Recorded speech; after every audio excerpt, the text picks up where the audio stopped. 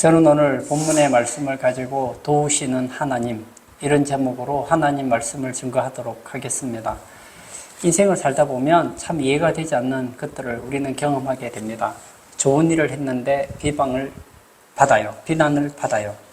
최선을 다해서 선한 결과를 가져왔는데도 느닷없이 핍박을 받을 때 매우 당황스럽습니다. 우리가 잘못한 일에 대해서 벌을 받을 때 그 벌은 당연한 것으로 받아들일 수 있습니다. 그러나 잘한 일에 대해서 좋지 않은 반응을 맞이할 때 이것은 애매히 받는 고난입니다. 다윗은 블레셋의 골리앗을 물리침으로 이스라엘의 난국을 해결했습니다. 성령이 떠나 불안정하고 고통스러워하는 사울의 영혼의 음악으로 안정과 치유를 베풀었습니다. 다윗은 이스라엘 나라에도 필요한 사람이었고 사울에게도 없어서는 안 될 사람입니다. 그러나 유익이 되고 필요한 사람임에도 불구하고 죽임을 당할 처지에 놓이게 된 것이죠. 이것이야말로 애매히 당하는 고난입니다. 그러나 다윗은 자신의 정당성을 주장하기 위해 인간적인 방법을 동원하지 않습니다. 그리고 자기에게 닥친 그 고난이 억울하다고 하여 피하려고 하거나 그 고난을 단축하려 하지 않습니다. 다만 하나님을 의지합니다. 그리고 그에게 주어진 고난에는 하나님의 뜻이 있음을 믿었습니다. 그래서 다윗은 묵묵히 고난을 받으며 하나님의 때를 기다립니다. 하나님의 백성들에게 고난이 있을 때 우리는 하나님의 주권과 섭리를 믿어야 합니다. 비록 억울한 일을 당한다 할지라도 쉽게 포기하거나 좌절하지 말아야 한다는 거예요. 하나님의 뜻대로 살려는 사람은 어느 시대를 막론하고 어려움을 겪습니다. 베드로전서 2장 19절에 부당하게 고난을 받아도 하나님을 생각함으로 슬픔을 참으면 이는 아름다우나 라고 말씀하십니다. 하나님 백성들에게 고난 그 자체는 굉장히 고통스럽습니다. 그러나 그 고난은 하나님의 사람답게 만들어내시는 연단의 과정입니다. 놀라운 것은 그 연단을 위한 고난을 받을 때 하나님께서는 우리가 상상할 수 없는 방법을 동원하셔서 이기게 하시고 그리고 지켜주십니다. 그래서 이 고난은 의미가 있다는 거예요. 하나님 백성은 이 고난을 통하여서 많은 것을 얻게 됩니다. 우리는 이 본문을 통해서 선한 의도를 죽이고 우리의 거룩한 삶을 파괴하려는 이 사탄의 공격이 얼마나 집요한지 볼 수 있습니다. 그러나 오늘 본문을 보면 알겠지만 또한 안심할 수 있는 거예요. 하나님께서는 그분의 방법으로 우리를 지키시고 보호한다는 것을 알 수 있습니다. 하나님께서 어떻게 다윗을 보호하는지 오늘 이 19장을 통해서 살펴보고자 합니다.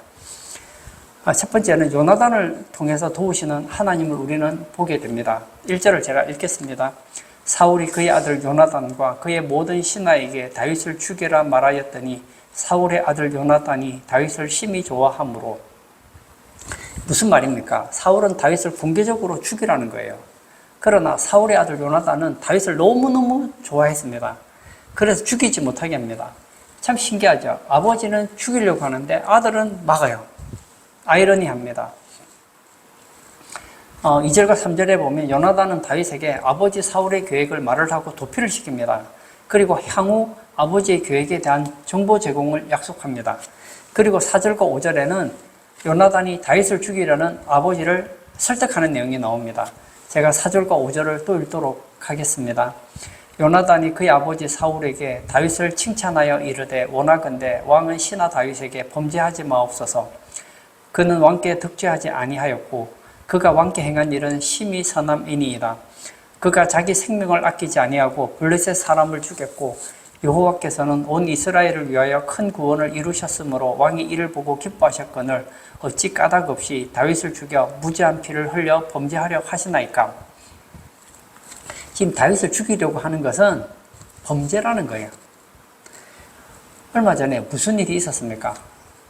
이스라엘을 위협하던 이 거인 장군 골리앗을 아무도 상대하지 못할 때 다윗이 상대했잖아요. 그리고 골리앗을 제거를 했습니다.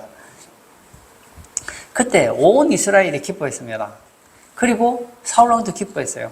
근데 이제 까닭 없이 다윗을 죽여서 무지한 피를 흘리는 것은 잘못됐다는 거예요. 6절에서는 일시적이지만 이 사울이 요나단의 말을 들어보니까 일리가 있는 거예요. 그래서 다윗을 죽이지 않겠다고 맹세를 합니다. 6절을 제가 읽어볼까요? 사울이 요나단의 말을 듣고 맹세하되 여호와께서 살아계심을 두고 맹세하거니와 그가 죽임을 당하지 아니하리라. 이 맹세가 참 재미있습니다. 사울 왕은 계속해서 다윗을 죽이려고 합니다. 하지만 정말 이 맹세처럼 하나님이 살아계시기에 다윗은 죽지 않았습니다. 어쨌든 사울의 살해 명령에도 불구하고 아들 요나단에 의해서 다윗은 죽지 않았습니다. 참 신기하죠. 아버지는 다윗을 죽이려고 하는데 그 아버지의 아들은 내가 죽이려고 하는 그 원수를 살리는데 앞장서더라는 거예요. 오늘 본문에 보면 아버지와 아들이 나오지 않습니까? 참 아버지보다 나은 아들이 있다는 건 참 다행입니다. 지위나 소유가 많다는 것이 아니라 인격이 더 나은 거예요. 신앙이 더 나은 거예요. 참 다행스럽습니다. 저는 오늘 예배 참석하신 우리 성도님들도 신앙이 좋겠지만 여러분보다 여러분의 자녀들이 더 신앙이 좋기를 바랍니다. 여러분이 사울이라는 얘기는 아닙니다. 여러분도 믿음 생활을 잘하지만 여러분보다 우리의 다음 세대들이 더 믿음이 좋고 더 선하고 더 하나님을 의지하면 얼마나 좋을까 하는 생각이 듭니다. 아들 요나단이 아버지를 닮지 않았기 때문에 그나마 그 가문에 소망이 있었습니다. 요나단 때문에 나중에 다윗이 사울의 후손을 보호하는 것을 우리는 보지 않습니까? 여기서 한 가지 생각할 것은 다윗과 요나단은 사울이 왜 그토록 다윗을 죽이고 싶어 하는지 이해할 수가 없었습니다. 왜냐하면 다윗은 사울을 미워하지 않았기 때문입니다. 이것은 굉장히 중요한 사실입니다. 사람은 보통 보면 갈등이나 미움이 있을 때 일시적으로 오해의 가능성이 있습니다. 그런데 상대방에 대한 오해를 했어요. 그런데 시간이 지나고 보니까 서로가 오해를 한 거예요. 저 사람이 내게 악이 갚다는 걸 알았어요. 그러면 그 갈등이 얼마 지나지 않으면 사라집니다. 그러나 사울은 이미 돌이킬 수 없을 정도로 다윗을 미워하고 있었다는 거예요. 사울은 요즘으로 말하면 이미 정신병에 깊은 상태에 있었고 또 영적으로 말하면 사탄의 종이 되어서 하나님의 기름 부음 받은 다윗을 죽이고 싶도록 미워했던 것입니다. 우리 모든 사람에게는 이 선한 면이 있고 악한 면이 있습니다. 이것을 다중인격 증후군이라고 합니다. 제가 얼마 전에 지킬 박사와 하이드에 대한 글도 좀 썼는데요. 이 소설 지킬 박사와 하이드에 보면 지킬 박사가 굉장히 선한 사람으로 나옵니다. 그리고 많은 사람들에게 존경을 받아요. 근데 그 동네에 키 조그만하고 아주 섬뜩한 못된 악당이 하나 있습니다. 하이드라는 사람이 있어요. 이 하이드는 악의 총집합체라고 할 수 있는 그런 사람입니다. 근데 나중에 보니까 지킬 박사가 하이드였고 하이드가 지킬 박사라는 것을 알게 되었습니다. 이 지킬 박사가 화학적인 반응을 통해서 자신의 몸에서 악만을 축출해내서 만들어낸 그 인간이 누구냐? 바로 하이드였다는 거예요. 이 지킬 박사는 원래 인간에게는 이 선한 마음과 악한 마음이 있다는 것을 알고 그 한 가지 마음만 있으면 좋겠다는 생각이 있었어요. 지킬 박사의 말을 한번 들어보세요. 내가 착하게 살고 싶어요. 그런데 또 한쪽 마음에는 어떤 마음이 있느냐면 죄를 짓고 싶어하는 마음이 있는 거예요. 난 죄를 짓고 싶어요. 근데 또 착한 마음이 죄를 지으면 양심의 가책을 받는 거예요. 이게 너무 힘든 거예요. 그래서 아예 내 속에 있는 그 착한 마음만 뽑아서 착한 인간이 되든지 악한 마음을 뽑아서 악한 마음만 가지게 되면 내가 완전한 선한 사람이 되든지 완전한 악한 사람이 되면 이제 더 이상 선을 행할 때 악에 대해서 스트레스 받지 않고 악을 행할 때 선에 대해서 스트레스 받지 않아도 되잖아요. 그러나 이 지킬 박사는 원래 어떤 사람입니까? 그 안에 선도 있고 악도 있지만 그의 인격으로 하여금 이 두 가지를 절제하는 거예요. 그래서 그 마음속에 악한 마음이 있더라도 어떻게 하죠? 충분히 그 인격으로서 악한 마음을 절제하더라는 거예요. 그러나 이제 지킬 박사가 하이드가 되면 이제 종류가 달라집니다. 이제 하이드가 되면 이제 그게 절제가 안 되는 거예요. 완전한 악의 화신이 되는 것이죠. 오늘 본문에 나오는 사울왕이 바로 그랬다는 거예요. 이제 그는 정상적으로 컨트롤할 수 있는 그 한계를 벗어났다는 거예요. 일시적으로 이 요나단의 얘기를 듣고 그래 내가 다윗을 죽이지 않겠다 얘기했지만 또 안에서 이게 막 사탄이 충독질을 하니까 견딜 수가 없는 거예요. 그래서 어떻게 합니까? 다윗이 수금을 탈 때에 손에 있는 단창을 던져서 다윗을 벽에 박아 죽이려고 합니다. 사탄은 하나님의 사람에게 이유가 없는 시기심과 미움을 가지게 해서 공격을 합니다. 왜냐하면 그리스도인은 그 자체가 믿기 때문입니다. 여러분, 우리가 아무리 착하게 살아도 사탄은 우리를 미워합니다. 싫어합니다. 그러므로 우리는 영적인 방탄조끼를 입고 있어야 한다는 거예요. 언제 사탄이 우리를 향해서 이 영적인 창을 던질지 모르기 때문입니다. 잠시라도 방심을 하게 되면 실수를 하든지 하면 다른 사람들로부터 무시무시한 공격을 당할 수 있다는 거예요. 두 번째는 사울의 딸 미갈을 통해서 구원을 하십니다. 이 다윗은 간발의 차이로 위기를 모면하고 자기 집으로 피했습니다. 사울이 한동안은 맹세한 대로 다윗에 대한 살해를 중단하였습니다. 근데 어느 정도 시간이 지나니까 다시 그 병이 도지는 거예요. 이번에는 어떻게 합니까? 자객을 보내서 죽이려고 합니다. 일종의 암살단을 조직한 것이죠. 근데 이번에는 누가 또 살려주느냐? 사울의 딸 미갈이 다윗을 구해냅니다. 미갈은 아버지 사울이 사람을 보내서 다윗을 죽이려고 하는 것을 알고 있었습니다. 때로는 여자들이 남자들보다 훨씬 더 현실적인 판단을 잘하는 것 같아요. 아주 지혜롭습니다. 오늘 본문 12절과 13절을 제가 또 읽도록 하겠습니다. 미갈이 다윗을 창에서 달아 내림에 그가 피하여 도망하니라. 미갈이 우상을 가져다가 침상에 누이고 염소틀로 엮은 것을 그 머리에 씌우고 의복으로 그것을 덮었더니 사울은 암살단에게 다윗을 지키다가 아침이 되면 죽이라고 명령을 내립니다. 그런데 이미 미갈은 그 소식을 알고 다윗을 창문으로 도망을 치게 했습니다. 그리고 미갈은 아버지의 자격들이 다윗을 잡으러 오기 전에 다윗이 아파서 자리에 누워있는 것처럼 이불 안에 우상을 넣고 염소털을 씌워서 다윗이 도망가는 시간을 벌어주었습니다. 아침이 되어서 군인들이 들어오자 다윗이 병중에 있어서 나올 수 없다고 했습니다. 군인들은 무방비 상태의 환자는 죽이지 않는다는 암묵적인 결투의법이 있었다고 하지요. 결국 사울은 침상채로 다윗을 끌고 오라고 합니다.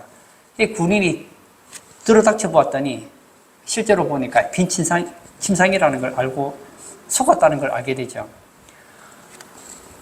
아버지 사울왕은 지금 다윗을 죽이려고 하는데 처음에는 그의 아들 요나단이 다윗을 구하더니 이제는 딸 미갈이 다윗을 구원하는 거예요. 하나님께서는 나를 죽이려고 하는데 그 자녀들을 통해서 보호하시기도 하더라는 거예요. 오묘한 방법이죠. 출애굽기 2장에 보면 비슷한 얘기가 나오죠. 애굽의 바로가 히브리 남자들을 다 죽이려고 조치를 했습니다. 그런데 이 모세라는 아이가 태어나서 생명을 유지했는데 누가 그 아이를 살렸느냐?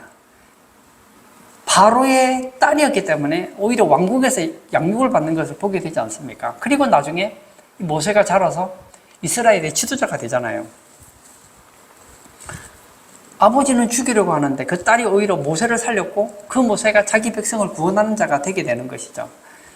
이것은 우리에게 무엇을 말씀하고 있습니까? 인간이 아무리 악한 계획과 의도를 가지고 있다 하더라도 하나님의 계획과 섭리 앞에서는 헛수고일 뿐이라는 거예요. 하나님은 오히려 인간의 그 악한 계획까지도 하나님의 뜻을 이루는데 사용한다는 거예요.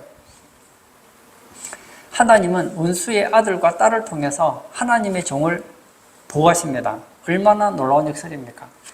이것이 바로 하나님의 헤아릴 수 없는 섭리입니다. 우리 그리스도인은 그러므로 좀 당당할 필요가 있어요.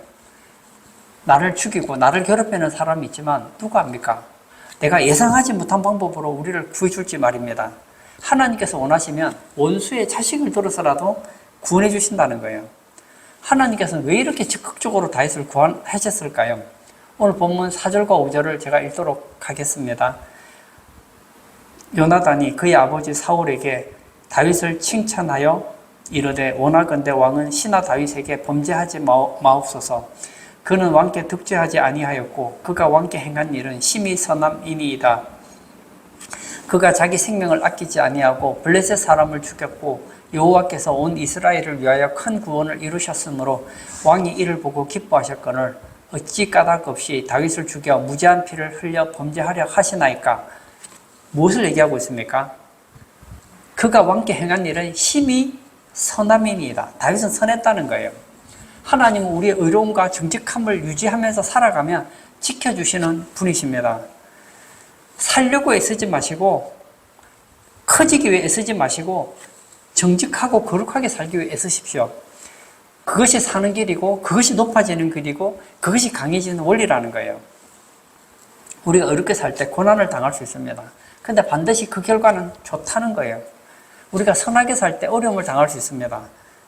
그런데 알다시피 하나님께서 책임져 주세요.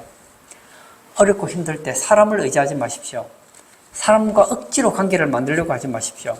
하나님과 바른 관계를 맺으십시오. 그러면 하나님께서 사울왕의 아들을 통해서 딸을 통해서 살렸던 것처럼 우리가 예상도 하지 못했던 사람을 통해서 살리게 될지 누가 알겠느냐고요. 도울 사람은 내가 찾는 것이 아니고 하나님이 주신다는 거예요. 세 번째, 여호와의 영을 통해 직접 도와주시기도 하십니다. 다윗의 대적은 블레셋 사람이 아니라 사울왕이었습니다. 블레셋 같으면 전쟁을 해서 이기면 돼요. 근데 이 사울왕이니까 죽일 수도 없고 살릴 수도 없어요. 이제 이스라엘 안에는 사울왕의 감시를 피할 만한 곳이 없으므로 다윗은 이번에는 자기 아버지 이새의 집으로 가지 않았습니다. 왜냐? 베들레헴으로 가면 이제는 가족과 그의 일가족, 그와 관련된 모든 사람이 죽는다는 것을 알았기 때문입니다.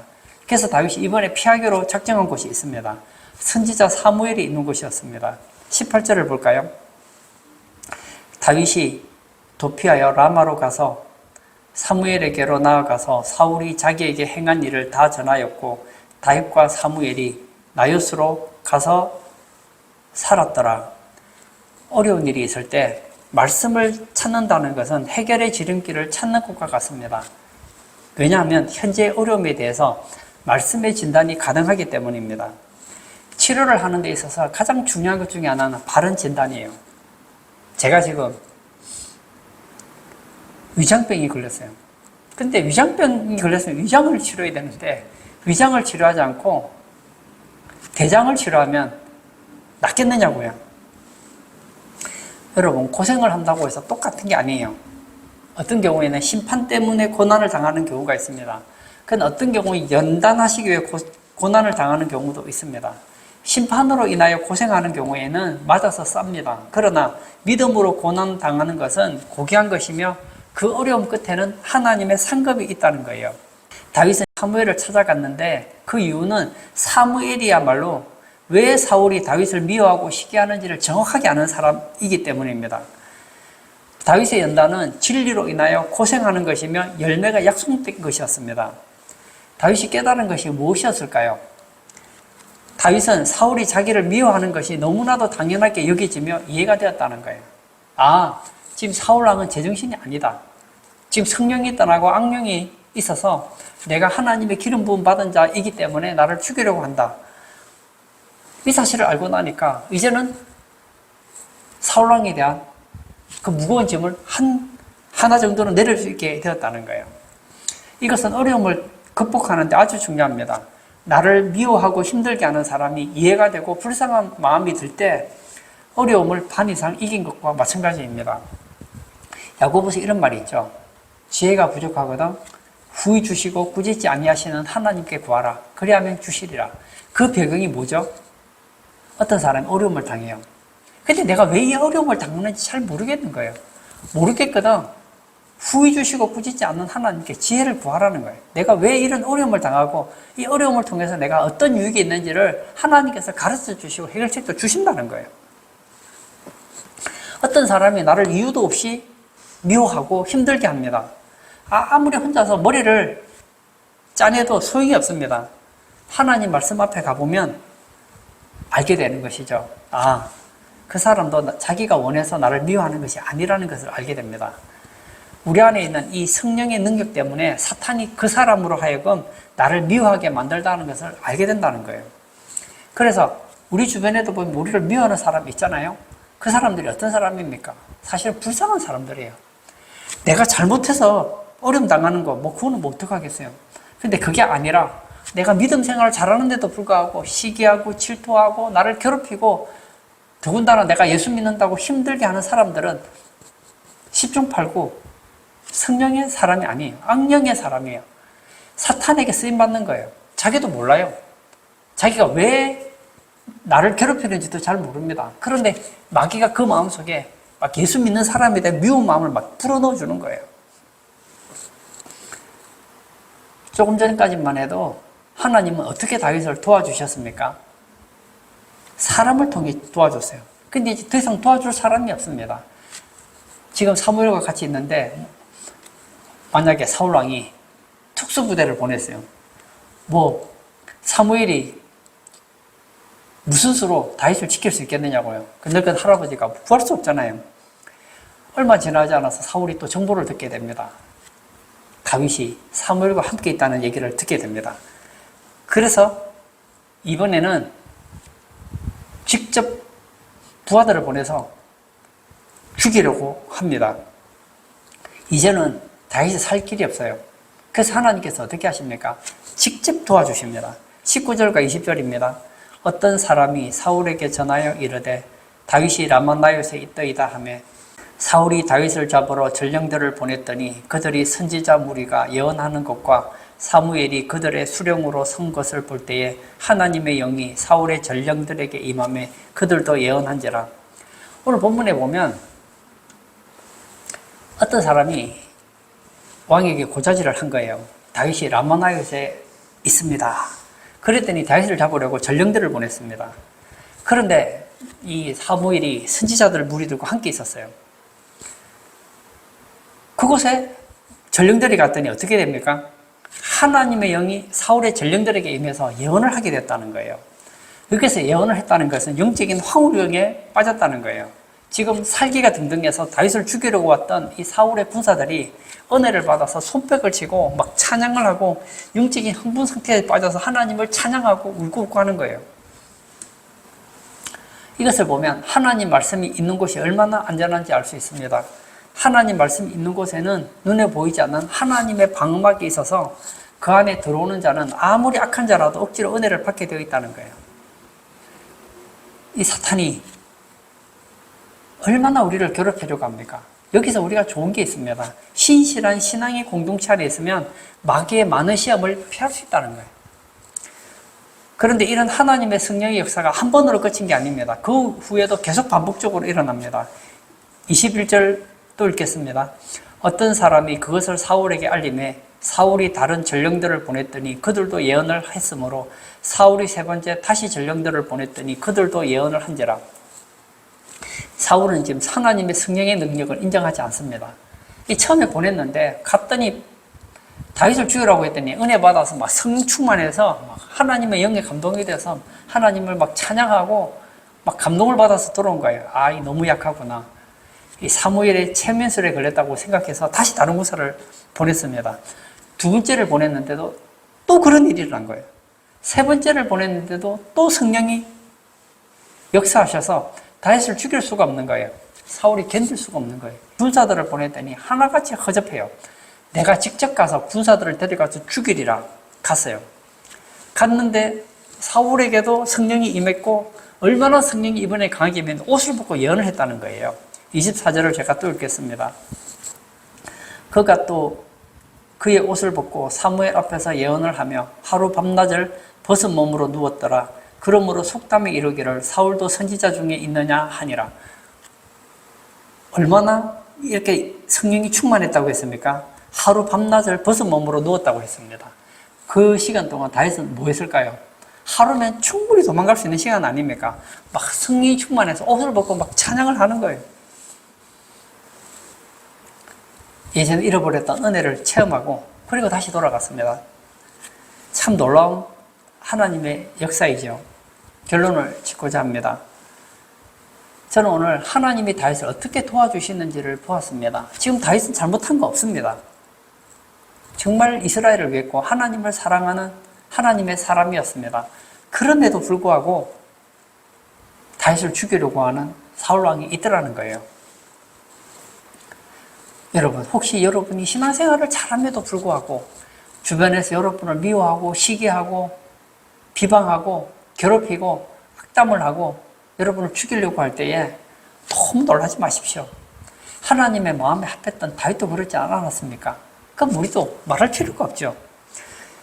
그럴 때일수록 우리는 죄를 짓지 않고 선하게 살려고 몸부림치면 됩니다. 그리스도 안에서 경건하게 살고자 하는 자는 박해를 받게 되어 있습니다. 다윗은 하나님을 믿음에도 불구하고 힘든 도망자의 길을 계속 걷게 됩니다.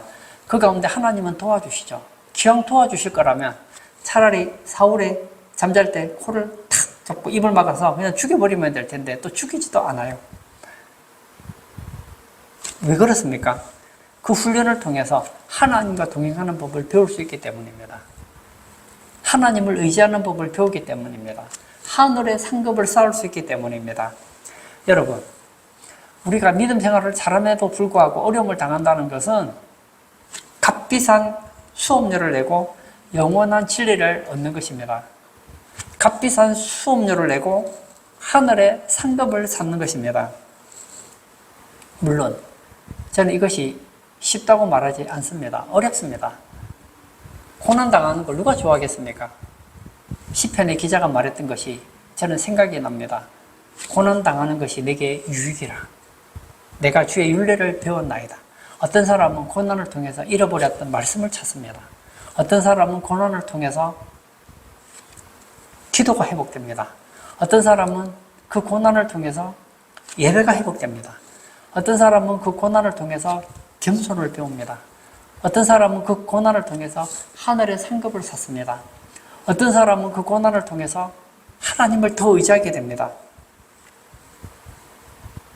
여러분, 다윗이 고난당할 때 하나님은 외면하지 않았습니다. 우리들도 신앙생활하다 어려움 당할 때 이상한 일 당한 것 같이 생각하지 마시고 우리를 도와주시는 하나님을 바라보며 더욱더 하나님을 의지하고 거룩하게, 의롭게, 선하게 살아가시는 우리 모든 성도님 되시기를 주의 이름으로 축복합니다. 이 시간 한번 같이 기도하기를 원합니다. 우리는 예수를 믿어요.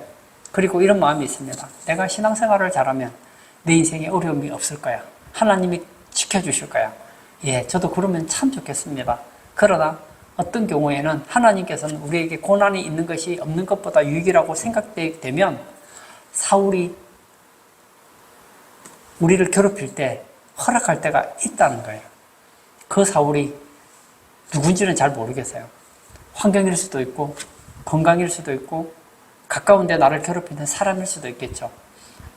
그럴 때일수록 하나님을 의지해야 된다는 거예요. 이 시간 한번 같이 기도할 때 하나님, 내 인생에 어려움이 있을 때 원망하거나 불평하지 말고 도우시는 하나님을 의지하고 더욱더 하나님과 친밀하며 그 가운데서 의와 성과 경건을 지켜나가는 우리 모든 성도들에게 해달라고 기도하시고 자유롭게 개인 기도하도록 하겠습니다.